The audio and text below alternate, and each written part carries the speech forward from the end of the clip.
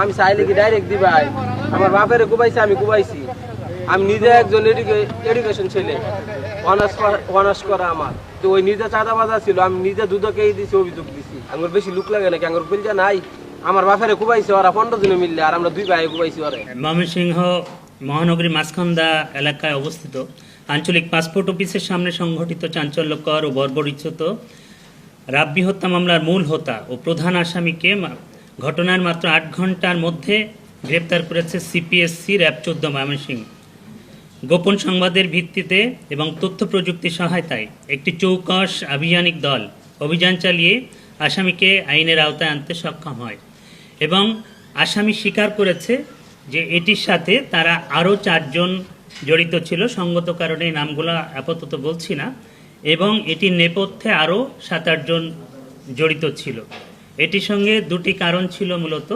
একটি হচ্ছে 2018 সালে তাদের একটি পারিবারিক দ্বন্দ্ব, বিশেষ করে তার বাবাকে আঘাত করা হয়েছিল, সেটির প্রতিশোধ নেয়া। আরেকটি হচ্ছে এখানে চাঁদাবাজির একটা বিষয় আছে।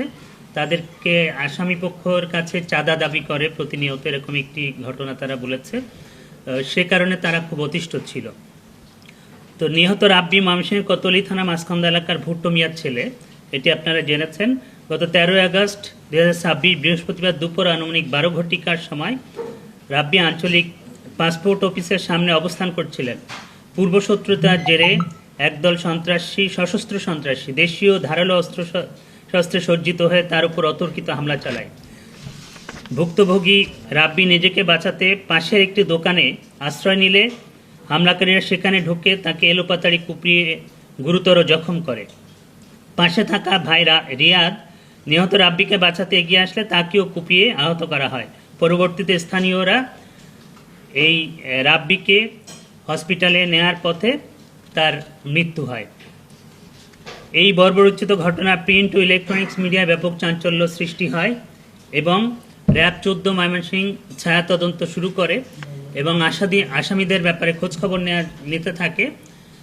এমন সময় র্যাবের যে গোয়েন্দা তথ্যের ভিত্তিতে এবং আমাদের যে তথ্য প্রযুক্তি ব্যবহার করে আমরা এই আসামি পালিয়ে যাওয়ার সময় শম্ভুগঞ্জ এলাকা থেকে তাকে ধরতে সামর্থ্য হয় এবং সে সব কিছু অবলীলায় আমাদের কাছে স্বীকার করেছে যে আসলে সেই মূল তাকে দেশীয় অস্ত্র দিয়ে কুপিয়েছে এবং তার মৃত্যু নিশ্চিত করেছে।